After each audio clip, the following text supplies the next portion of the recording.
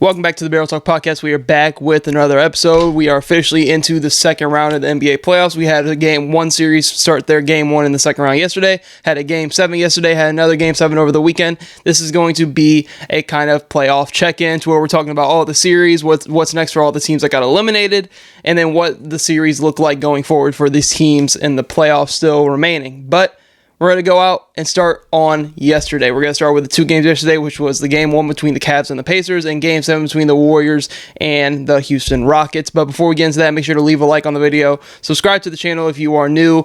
Going to be uploading future NBA content throughout the playoffs and all-season stuff as well, and NFL content once we get into that point of the year. But getting into this Game 1.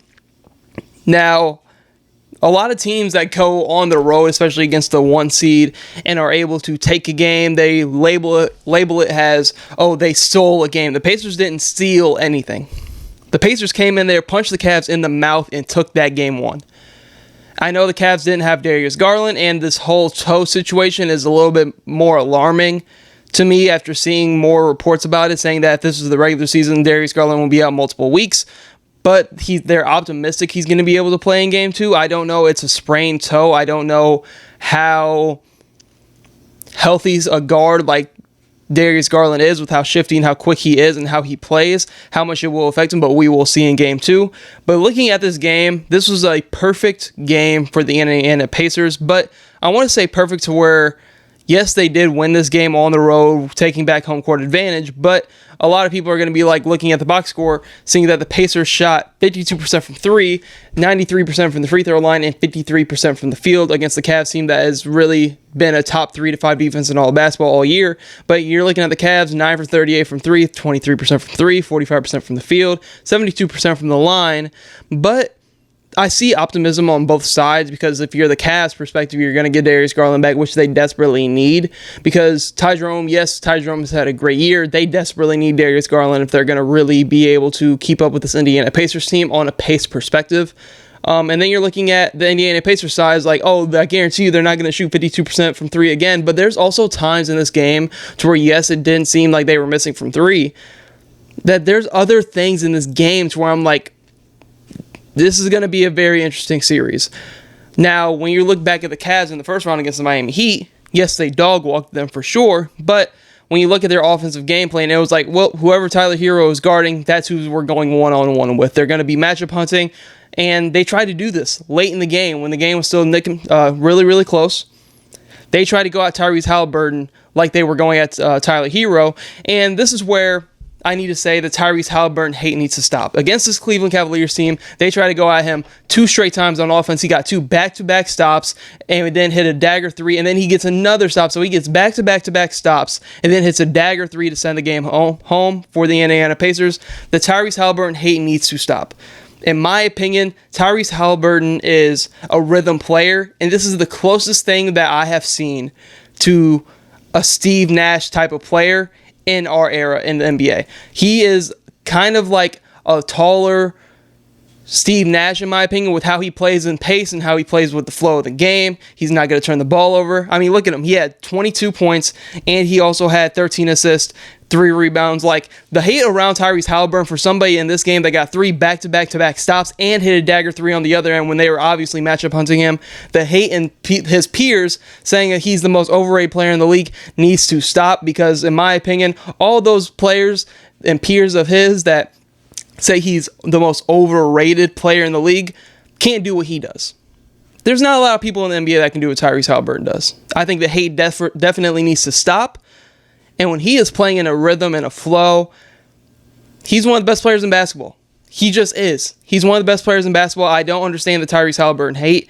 And now going on to other Pacers, Andrew Nembhard, from what he's done last playoffs, is carried over into the second round. He's becoming one of the better playoff risers in the league. You get what you get from Miles Turner, 13 and 11, hitting timely threes down the stretch to kind of increase the lead at times. The end of the third quarter 3 that he hit in the corner was a huge shot to kind of swing the momentum back in the Pacers' favor. Aaron Nesmith and Pascal Siakam. Pascal Siakam, I said this take in my friends group chat when we talk basketball, is Pascal Siakam, when his career is all said and done, he's going to be one of the most underrated players of our era, because he reminds me of like, you can let me know about this take in the comments. Pascal Siakam reminds me of this era's DeMar DeRozan, to where like he was never the top echelon of the league, but he was always somewhere in that top 20 to 35 guys in the league. Somebody who was super consistent, somebody who you knew you could go to down the stretch of games, but he was never viewed as this like top echelon star. And I think Pascal Siakam kind of fits that mold perfectly for this era that we're in right now. 17, 4, and 8 came out the gates, really set the tone for the game for the Pacers. And then you get Obi Toppin giving you some productive minutes off your bench, TJ McConnell, Benedict Mathurin. Like, this Pacers team, pace-wise, outran the Cavs yesterday. And with the Cavs, it's very interesting because you had a bad Donovan Mitchell game. Yeah, he had 33 points, took 30 shots, like wasn't efficient whatsoever. DeAndre Hunter was super up and down. Ty Jerome had a really good game with 21 points and 8 assists. Evan Mobley had a really good scoring game. But it's just like, I think the Cavs, from my perspective, are, and I expect things to change, but they were completely fine letting the Pacers kind of get that matchup that they wanted, which was Tyrese Haliburton getting the switch onto Jarrett Allen.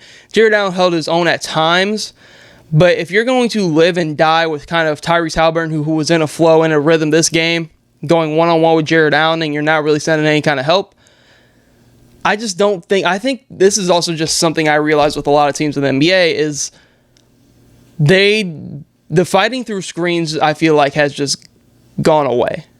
Any team can get the matchup they want on the pick and roll.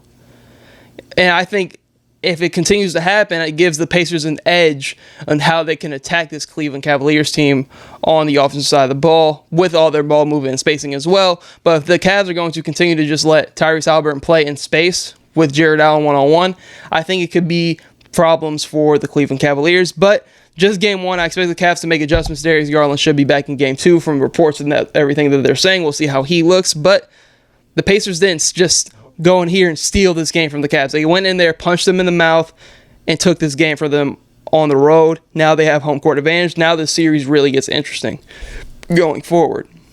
Now going on to the Game 7, Warriors and Rockets. So, interesting game. Very physical series, very fun series to watch. This is, if you're a so-called old head, I guess, you probably love this series. Low scoring game. Defense was the premium for both of these teams, two of the best defensive teams in all of basketball. But I kind of had a feeling that the Warriors were not going to lose 3 in a row. They were not going to lose 3 in a row. When you look at the past 2 games from the Rockets, you had great, like, phenomenal games from Fred VanVleet. Like, Steven Adams had his moment in Game 6 where he was super dominant on the Golden State Warriors. So looking at this, I went into this game and was like, there's no chance that the Warriors are going to drop 3 in a row to the Houston Rockets. But this is where the experience definitely showed in this game. There was times throughout the middle of the second quarter, end of the first quarter, to where the Rockets kind of showed their age a little bit. Draymond Green came out really aggressive, hit some threes, did everything Draymond Green needs to do. And then you have Buddy Hield. The Rockets went to that zone, and I will say this. I've never seen a team as a whole, collective, defend Steph Curry better than he was defended this series. Steph Curry had to work for every single basket he got in this entire series. Credit to the Rockets and Ime Udoka for the game plan that they had to guard Steph Curry, because I've never seen any team guard him specifically the way that they did and the success that they did have guarding him. But it's Steph Curry. He's going to find his ways to get involved in the game, and once he gets going, it's really just hard to get anything to stop him at that point. But in the first half, the Rockets ran a zone, which I think they should have gotten out of it a little bit earlier than they did, because when you have another shooter, and I know Buddy Hield can be up and down, but when you have a shooter that when he gets hot, it's tough to stop when Buddy Hield. Especially when you have somebody like Steph Curry drawing all the attention. So when they went in zone and Buddy Hield is getting really wide open kind of threes, and he's knocking them down, and he has 22 in the first half, you would think the Rockets would have gotten out of that zone a little bit earlier than they did in the first half, and I think that's something that really hurt them, because Buddy Hield's not really a shot creator of any sorts, but when catch and shoot situations wide open, you expect him to knock those down. In this game, he got hot and knocked down a lot of them, and I think that them staying in that zone maybe a little too long did hurt them. You got 20 from Jimmy Butler, who was hitting timely shots all night. Kevon Looney's minutes, love those. I think you definitely need more of those for sure. Even though he only played 11 minutes, the impact was definitely there. Jonathan Kuminga got some run today. It just seems like he's lost all of his confidence, which is fault on Steve Kerr. I feel like there are some times where he should be in the lineup, maybe not on this floor at the same time as Draymond Green and Jimmy Butler, because those minutes weren't good for the Warriors, but I think they still need to find a way to get him involved in this Minnesota Timberwolves series where they're going to be going up against another super athletic team that can give them problems. Brandon Podziemski was fine, but looking at this, the Warriors' experience showed Steph Curry got going down the stretch of the game. Jalen Green was a no-show. But the Rockets, this has a lot of questions going into this offseason. They obviously have the package to kind of compete to go get any star that wants out. If you're looking at somebody like Giannis, Kevin Durant, Devin Booker, we've all seen the rumors. Not going to dive too deep into the offseason right now. But Jalen Green, that's a big question mark going into this offseason. Fred VanVleet has a $44 million team option. What are you going to do with that? It could be a good trade piece if you do pick it up. But you got to see what you're doing with that, because I like Fred VanVleet on this team and his leadership, but I think the pace that the Rockets need to play with on this team, Fred VanVleet doesn't really fit that pace that they need to play with. He's more of a slower down, operating the half court. But when you look at this Houston Rockets team, especially in this series, get out in transition, the Warriors had no answer. When you have athleticness and Amen Thompson, Jalen Green, Jabari Smith Jr., Tari Eason getting out on the break, there's nothing you can do. So, and I feel like this team still at times in the Rockets, I know they're a very young team and they still have a successful year, but I feel like maybe they could pivot off of Fred VanVleet, and I love what he's done leadership-wise, but maybe they can go decline that option and pick him up on a longer-term deal, more team-friendly than that $44 million to go and add some shooting, because shooting is desperately what this team needs. Alperen Sengun, I feel like, yes, he had a good box score night in 21, 5, and 14, but the shot selection from Alperen Sengun, and you got to give credit to Draymond Green, was just very questionable at times. There's times where they're running the double big lineup, and Draymond Green, being one of the best defenders really ever in the NBA, wasn't allowing Alperen Sengun to back him down all the way and forced him into kind of tough and between shots that Alperen Sengun was just having a tough time getting into a rhythm. I feel like the post touches that he was getting in the half court just didn't really go anywhere because the Rockets have no spacing. And once, this is the two teams that played 12, 13 times this season. So they had each other completely figured out on both sides of the ball. So this Houston Rockets team needs to go and address shooting. I'm interested to see how involved they are in terms of trading for a star, because they have a lot of talent, young talent, that it's not even really in their rotation, and draft capital. So I'm interested to see where this Rockets team goes in the offseason, but they definitely need to add some shooting for sure going forward. But now we can get into what's next for some of the teams that have gotten eliminated. I'm not going to talk about Memphis and Miami because of how sorry those teams went out. I'll just dive into those teams in the offseason because those are two teams that need culture changes, and there's not really time for me to dive deep into those two teams during this episode right now. But getting into what's next for these teams, we're going to start with the Orlando Magic. Not really going to talk too much about the offseason, kind of just talk a little bit about their season that they just had and them going forward and what I think they should add in the offseason. Not really going to specific players or anything, but we'll have offseason videos for that as well. But going into the Orlando Magic, they need shooting. This offense is not as dynamic as it needs to be around Paolo and Franz. Didn't have Jalen Suggs in this playoffs, which just definitely hurt them for sure. But I think this is a situation where they might need to sacrifice a little bit of the defense that they do have for offense, because there are times where they're competing with the Boston Celtics, defensively keeping them in games, but eventually Boston Celtics are going to get the offense going. And that's what led to the Orlando Magic losing the series. Defensively, they can stay with anybody in the league. It's offensively to where, soon as that defense takes a little bit of a lapse on that side of the ball, Boston Celtics, they've got the offense going. Orlando Magic doesn't have the offensive firepower to keep them in a series long-term with Boston. But I think they might need to go into this offseason looking to sacrifice a little bit of that defense to add some more offense, especially at that guard position. I'm interested to see the fit and what they do with Jalen Suggs, because depending on who they could get this offseason that could add some offensive firepower to them, do you push Jalen Suggs back to the 1 or the 2?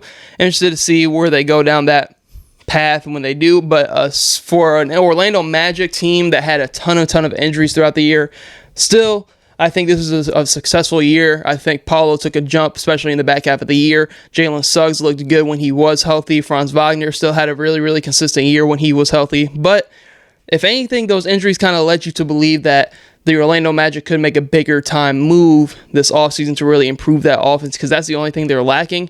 And in the Eastern Conference, where now, if Giannis does get traded to the West, the East becomes more wide and wide open, especially if you're an Eastern Conference team like Orlando, like Detroit, like New York, Indiana, even Cleveland to a degree. Like, you see the reports about the Boston Celtics trying to have to shed cap this summer. And if you have Giannis Antetokounmpo go to the Western Conference and those two things happen in the same offseason, I think that though for those teams that are kind of bidding in the middle to lower tier of the Eastern Conference, it could push those teams to be a little bit more aggressive than they might have been in the past couple of years. And I think the Orlando Magic are a prime candidate for a team that I should see being super aggressive with everything that's going on around them in the Eastern Conference. Now going on to the Detroit Pistons, I think they're on the right path. Right path. Very successful year. This is one of the worst teams ever a year ago. Now they're pushing the Knicks almost to 7 games. And if it wasn't for Malik Beasley fumbling the ball out of bounds, it could have went to Game 7. But this team's on the right path. I do think, because I've always thought about what the Detroit Pistons could do to maybe add another star next to Cade Cunningham, and now that you've seen the Giannis possibly asking out, could the Detroit Pistons be in that sweepstakes? But I don't think they have enough young talent. They have draft picks, but they don't have enough young talent and just talent on their roster to make a gutting roster kind of move for a star. So I think they need to keep doing what they're doing. I think they need to go into this offseason. They're going to have to pay Malik Beasley, but just continue to add more talent to this team. Jaden Ivey's going to come back. We'll see what he looks like post-injury, or if they try to pivot and move off of Jaden Ivey. But they just need to add a little bit more talent next to Cade Cunningham. He took massive strides this year. The New York Knicks really didn't have any real answer for him for most of the series. But they need to add some more talent, figure out what they're going to do with Malik Beasley, and continue to develop the young guys. Thompson showed strides this year as well. But I think if they can continue to do what they did this offseason, just continue to add more and more talent to this team, I think they're going to be in a very good spot going forward. Now getting on to the Milwaukee Bucks. I think the writing's on the wall. The writing is definitely on the wall to blow it up. A ton of guys where they could really reshape this roster. I think Bobby Portis needs an extension. Same with Brook Lopez. Damian Lillard getting hurt killed all that trade value, so he's probably going to pick up that player option he does have for like $50-something million. Just smart move by him to just pick that up and then kind of rehab, get back right. But Giannis, I've been seeing a lot of rumors of teams that could be interested. Some of them make sense, some of them don't. Like, if you're the Rocket, like, I've seen a lot of the packages that the Rockets could give you. Right? But I don't think, like, I'm saying the Rockets because we were just talking about the Rockets, and I think the Rockets outside of OKC has the best package in terms of what the Bucks are going to try to do. But if you're the Bucks going into this offseason, you need to have a clear mindset of what you're trying to do if you're trading Giannis. Are you trying to enter a full-on rebuild and build it from scratch? Or are you going to go into a retool era where you're trying to bring in some young talent, reshape the roster, and still try to be competitive in the Eastern Conference, which is a lot to say because they're going to be giving up somebody like Giannis Antetokounmpo, but the Milwaukee Bucks need to figure out what they are doing before they get to this offseason to have a clear direction of what they're doing. But in terms of the package that they could get from the Houston Rockets, I don't think it makes sense from the Rockets' point of view. Unless you're the Rockets and you're going to also add 1 to 2 to maybe 3 shooters on your team while getting Giannis Antetokounmpo. If you're just adding Giannis, yes, he's an all-time top 3 player in the world, but it doesn't solve any of the problems that you have on your roster, right? I'm all for teams solving the problems that they have rather than just adding talent to their team and expecting those problems to get solved by the talent that they're adding. Phoenix Suns, I'm looking at you. That's what the Phoenix Suns try to do. And now look at them. So look at that. Looking at that, I've seen the Houston Rockets be linked to Giannis a lot. I don't think it makes sense because of the spacing that they already are lacking. Adding somebody like Giannis who doesn't solve that could put them in the same position they are. They're going to obviously be better with somebody like Giannis, but they're still going to have a glaring hole on that roster in terms of spacing. So looking at that, they have the Spurs who are involved. I think the Spurs are super, super interesting, but they're also a team. Yes, you have Vic and De'Aaron Fox and Stephon Castle, you're trading for Giannis. Stephon Castle, you're not keeping Stephon Castle in that trade. And I don't think they're kind of the same thing I said with Detroit, where I don't know if they have the depth in terms of talent to make a move to getting Giannis to sustain and still be able to have the pieces around Fox, Wemby, and Giannis to go forward. Trying to think of some other teams like OKC is an interesting one, as always, just because they have this treasure chest of assets. But like the Giannis trade, I feel like it's going to take a lot to get him. I know people are looking at the Luka Doncic trade, saying what he went for. If Luka Doncic was a bidding for all teams in the NBA, he would not have went for that little. And I'm saying little has in terms of just the whole package in general, how the Lakers were able to keep Austin Reeves in that deal too. It was just a bad trade. I know it looks like it worked out in the Mavs' favor, possibly in the next 2 to 3 years, but I just think that it still on paper was just a bad trade. But Giannis is going to go for a lot more than what Luka Doncic went for, and it's going to take a team that is going to be able to be in a position to gut their roster and still be able to compete. It's going to be kind of that best of both worlds, and I don't think the Houston Rockets have that, and it's just a whole fit thing with Giannis. The Spurs, I don't think, have enough talent to really gut that roster. But we'll dive in more to Giannis trade talk later down in the offseason. But the Bucks need to go into this offseason. Are we retooling or are we rebuilding? Going on to the LA Clippers, man, this is a tough blow. Man, oh man, was this a tough blow. Because the Clippers were really in a position to end this series in 5 games. The Clippers were in a point in this series to where they looked and could have put this to bed in about 5 games. They were a clutch Westbrook 3 in the corner, and I want to say game 1 or 2, and they were the Aaron Gordon put back to where you could say a counter or whatever, had his finger on the ball, whatever. Those 2 plays, even I think if the Westbrook shot doesn't fall, the Clippers are looking at winning this in 5 games. It's just an unlucky circumstance. Westbrook knocks down the shot. You have the Aaron Gordon game winner. It's just looking at this Clippers team, I feel like this was this was like the best year to where I'm like, the Clippers could make a run.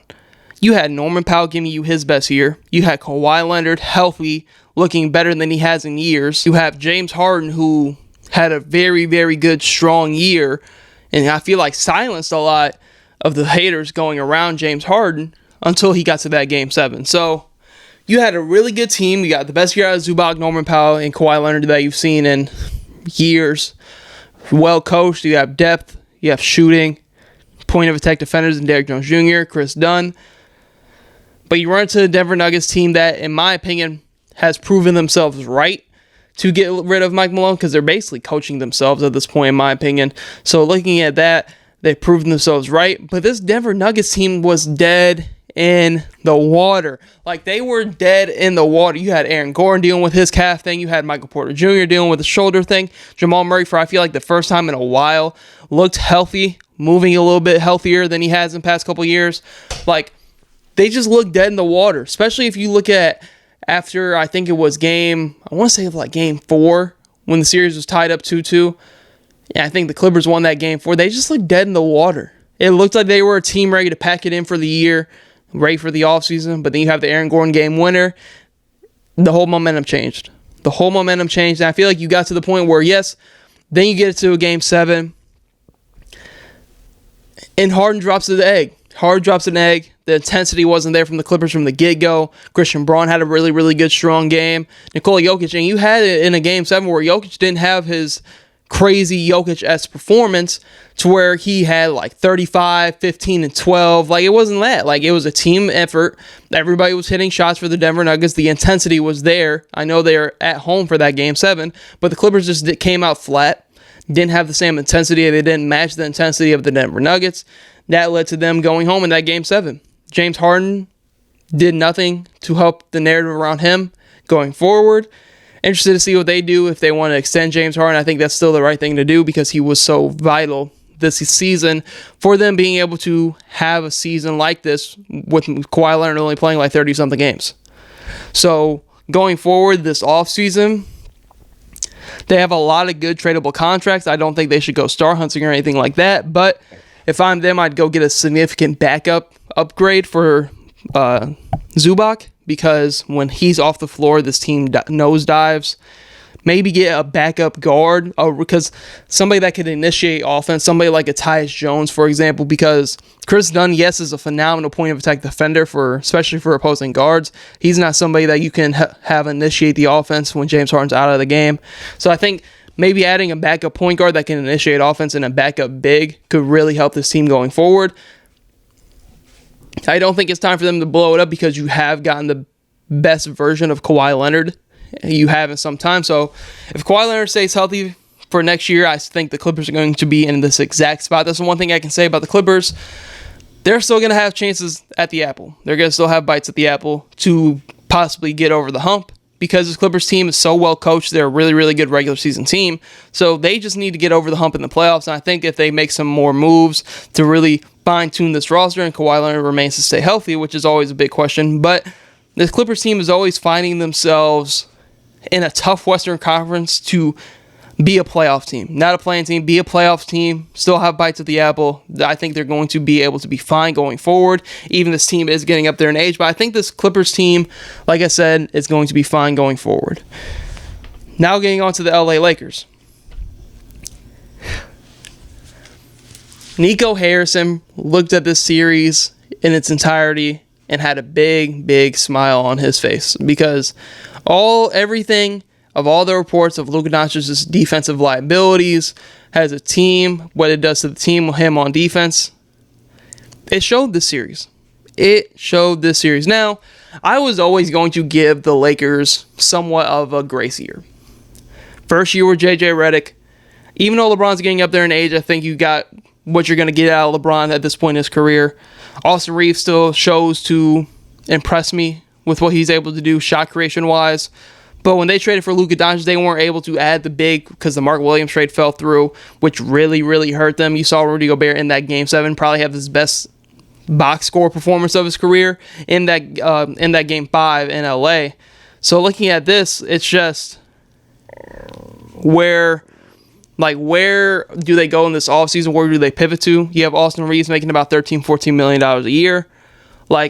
He's on a very team-friendly deal. You're probably not trading Austin Reeves and getting the production you are getting back, but you need that fit on your roster, because it's interesting, because you have LeBron James getting up there in age. You have Luka Doncic, who's going to be an offensive hub. They both need the ball. But with LeBron getting up there in age, it kind of makes me hesitant to trade somebody like Austin Reeves to go get a big of some sort, because Austin Reeves is like the perfect complement off of the bench. I think starting next to Luka Doncic, that's where they got in trouble. But they didn't really have anybody else, defensively, to really negate that. So they were like, fuck, we're just going to go with Austin Reeves and Luka Doncic. And I think that's what hurt them in this series, because you're giving somebody like Anthony Edwards two guys to go at, and Austin Reeves, who struggles defensively, and Luka Doncic, who we know his defensive liabilities as well. So looking at those two in this series, Anthony Edwards was attacking Austin Reeves whenever he got the chance, attacking Luka Doncic whenever he got the chance, and then them having no rim protection also hurt them. I talked about it last night in terms of the matchup between Golden State and Minnesota is going to be way different than Lakers and Minnesota, because yes, the Lakers were playing small ball like the Warriors always play small ball, but the defensive mindset and the defensive identity of the Warriors is so much better than the Lakers. Yes, the Warriors are a small team and don't have really the top-end rim protector, but Draymond Green plays bigger than the size, same with Jimmy Butler. But the defensive rotations is years ahead of what the Lakers have had, especially with Luka Doncic. So looking at that, I think it's going to be a way different series, but the Lakers having a bad defense on top of having no rim protection, I always thought I had the Wolves winning this series in 6, and they won it in 5. So looking at that, I just thought this was probably the worst matchup the Lakers could have got. The worst matchup the Lakers could have got. A big team that's young and physical. And that Anthony Edwards smelled blood in the water from the jump. From the jump. They had a phenomenal Game 1, went into LA and took Game 1, and they never looked back. Never looked back. But going into this offseason, I love JJ Redick as a coach. I think he's going to do nothing but get better. I feel like he's gotten a little bit of criticism, rightfully so, after this elimination. But I think they're in a good spot. It's just a weird situation where it's they need to know and have a real conversation with LeBron James on how much longer he wants to play. because this isn't his team anymore. This is a Luka Doncic-led team. They need to get kind of a game plan for what they're going to do going forward to put talent around Luka Doncic rather than put talent around LeBron James. And I think that comes down to like having a conversation of how long does LeBron James realistically want to play. I think he gives them this next year and then the year after. So 2 more years total, I think you get LeBron James. But it's interesting to what they're going to do going into this offseason. They need to add a big. I think they need to add some more wing depth for sure. But they need to address that center position because in the Western Conference where you're going up against like a Nikola Jokic and bigger teams like an OKC, like a Minnesota, to get to the finals, even like in Dallas, if Dallas gets healthy, because you got to think Lively, Gafford, AD, like, so it's going to be interesting what they want to do, but they need to address the big man position in this offseason. But if you're the Lakers, I think you're fine. I was always going to give the Lakers a bit of a grace year because of trading for Luka Doncic and the Mark Williams trade fell through. They were on the right path to making all the right moves to make a deep playoff push, but without Mark Williams and that big man presence, they just didn't have enough to get by a Minnesota Timberwolves team, which I kind of felt the writing was on the wall for them to get bounced by the Timberwolves. I think they got the hardest draw in the Western Conference, especially in the first round, with how good the Minnesota Timberwolves really are, because the Minnesota Timberwolves are no 6th seed, in my opinion. With that, that's just how the Western Conference shakes out and how tough it is. But I think the Lakers are going to be perfectly fine going into this offseason. They're on the right path, but they need to think about building this team and what they need to do around Luka Doncic rather than LeBron James going forward. Now, getting into the previews for the next 3 series, talk about Knicks and Boston. By the time I'm recording this, the game 1 between Knicks, Boston, Thunder, Nuggets is tonight. First for the game 1s for both of those series. We'll dive into Knicks and Boston. Interesting series because the Celtics have had all the answers for the Knicks this season. But if you look at, they had like a locker room interview on if they were to match. It was like if they were to match up with the Knicks, who they've swept this year in the regular season meetings. And Derek White and Jason Tatum said it means nothing, and they're right. They're completely right. Playoff atmosphere, different game. If I'm the Knicks going into this game, I don't want to turn on the game and see the start of the game and I see Mikal Bridges on Jason Tatum. Jason Tatum, if you watched any of the games this year, has just had his way with Mikal Bridges. He's had his way with him.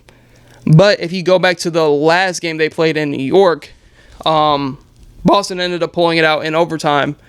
But OG Anunoby is such a better matchup for Jason Tatum. He's more physical. He's stronger. He can stay with him step for step. And he just makes it harder for Jason Tatum to get the catch. And I think Mikal Bridges is just more suited to guard guards compared to guarding like a bigger wing in Jason Tatum, if that makes sense. Compared to OG Anunoby, I want to see that matchup all series long. That's the matchup they should. I think they're best suited to have OG Anunoby and Josh Hart take that Jason Tatum assignment rather than Mikal Bridges. Just from what I've seen this year, Mikal Bridges had no answer for Jason Tatum. But I think this comes down to Jalen Brunson. I know what I'm getting from Boston.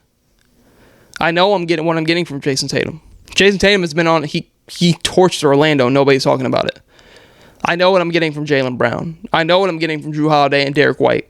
No, at this point, what I'm getting from Kristaps Porzingis for the most part. It comes down to Jalen Brunson. Can Jalen Brunson will this team? And I know he has the ability to. Jalen Brunson is a playoff riser, one of the best playoff performers in the league. But it's just like, can he do it and will this team by himself? And the lack of the bench that they do have, I just think the lack of the bench is going to wear out that starting 5. Kind of what we saw last year. I know last year was more injury-based when they played the Pacers in the second round, but you could look at the back end of that series to where the Knicks got gassed. Maybe having another offensive engine and Karl-Anthony Towns is going to help, and he needs to be massive in this series as well. But I think it's going to come down to the 2-man game between Jalen Brunson, Karl-Anthony Towns, and are they able to hold Jason Tatum in check? And I think OG Anunoby, starting on him the entire series, switching with him and Josh Hart, I think is going to be very massive. See if they can keep Jason Tatum in check. But they've been, especially that last one, that was probably the best game that they've had against the Celtics, and they weren't able to pull it out. But I'm interested to see what Tom Thibodeau does, see if he has anything up his sleeve against the series, against the Celtics. But I'm going to say that Jalen Brunson is going to have an all-time great series for them to get past the Boston Celtics. But I still lean Boston. I think they're going to get out of this one in 6. I'm going to give it the next 2 games in the playoffs, but I think Boston still gets out of this in 6. Now getting on to the Thunder and the Denver Nuggets. Thunder have been out for some time now. young team. They have this hunger about them with how easily and quickly they disposed of the Memphis Grizzlies. Denver is an interesting matchup because I think Denver has no answer for anything OKC is going to do. I don't think they're good enough defensively. Now, in the Game 7, the defensive intensity that they played with was something they haven't played with all year.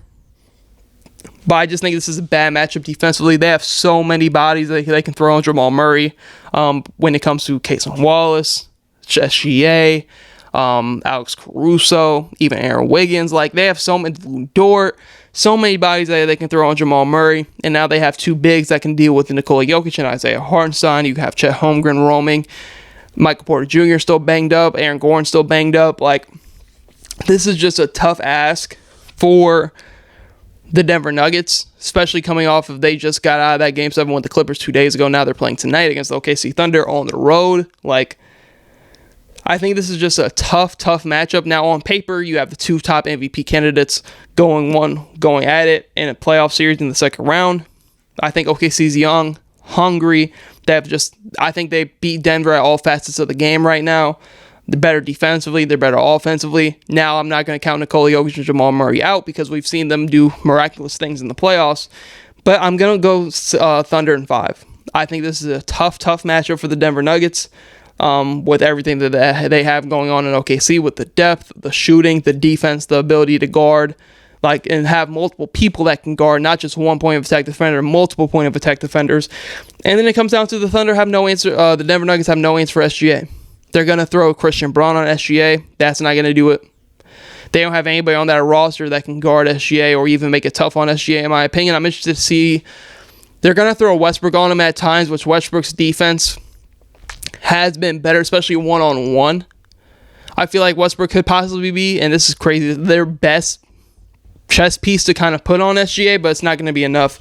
In my opinion, that's the MVP of the league. So looking at that, I think the Thunder get out of this in 5. I just think it's a tough ask and a tough matchup for Denver at this point in the year. So going on to that, we can go into Warriors and Wolves, which outside of the Cavs and Pacers, and I know we've seen that game 1, but I think the Warriors and Wolves and the Cavs and Pacers are going to be hell of a series. I think both these series have Game 7 potential. The Warriors, like I said, we can get into the matchup. The Warriors match up so much better than with the Wolves, kind of what I said earlier when we were talking about the Lakers, where they might not have the size to match up with Minnesota, but their defensive rotations are like the best in the league.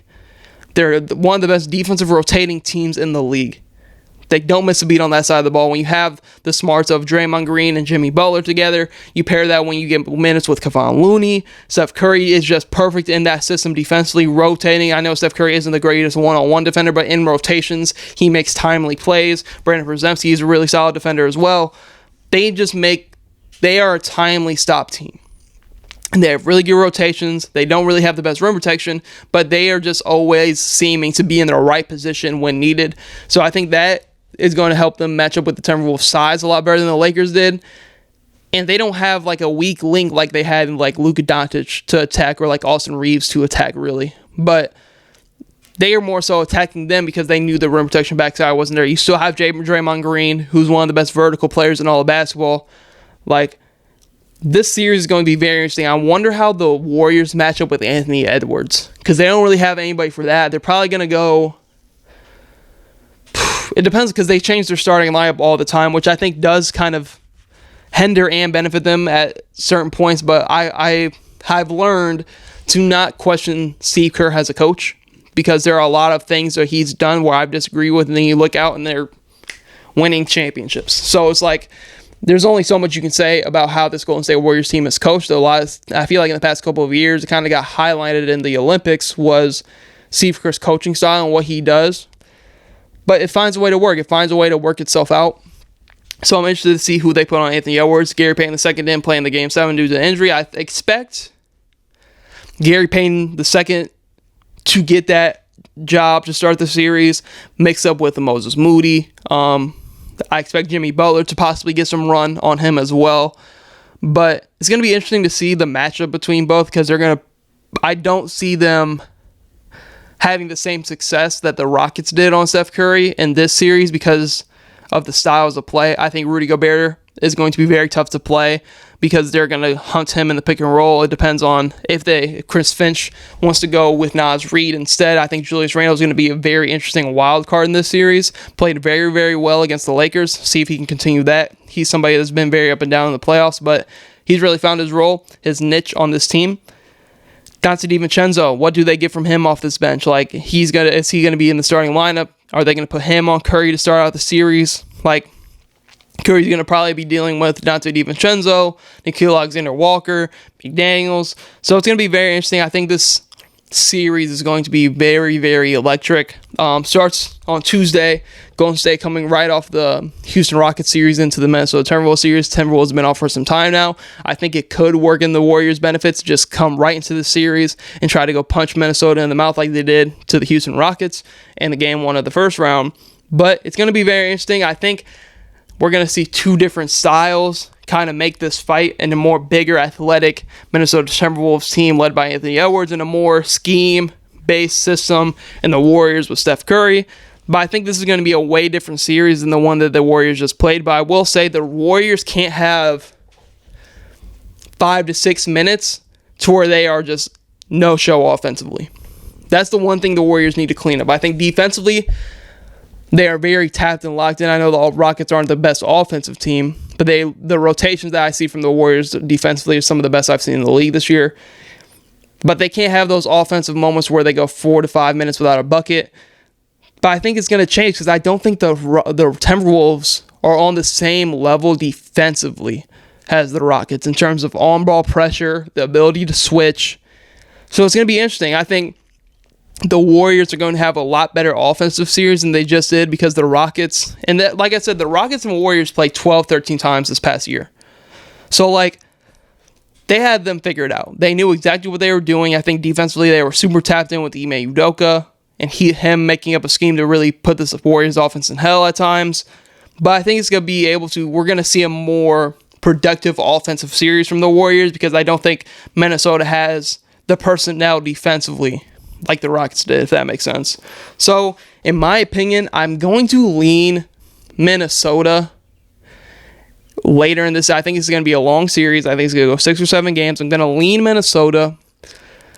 But it's going to be tough because if it comes down to the last 5-6 minutes of the game and it's close, I'm going to have a hard time picking the Wolves over Curry and Jimmy Butler with what they've done this year since they acquired Jimmy Butler. So, I'm going to lean Minnesota, younger team, more athletic. I think they have a little bit of a chip on their shoulder because a lot of people didn't think they could beat LA.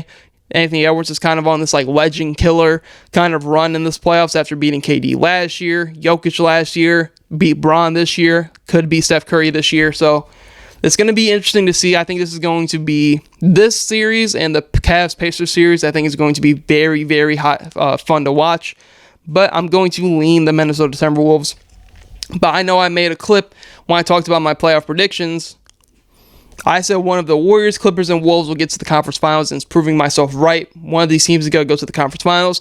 If the Clippers had a little bit more intensity, I could have saw the Clippers also being in the second round as well. But the Wolves and the Warriors will have a chance to go to the conference finals and prove me right. So looking at that, that's all I have for this kind of catch-up period in the playoffs. Start of the second round, we're probably going to do another video like this going into the conference finals. And going forward, going into the NBA Finals, probably do another catch-up, some more catch-up episodes as well. But the offseason for other teams has started. I'm going to start diving deep into what they should do this offseason, some free agent talk, which we're going to be tapping into very soon as the playoffs end. So thank you guys for tuning into this episode of the Barrels Talk Podcast. Hope you tune in to future episodes.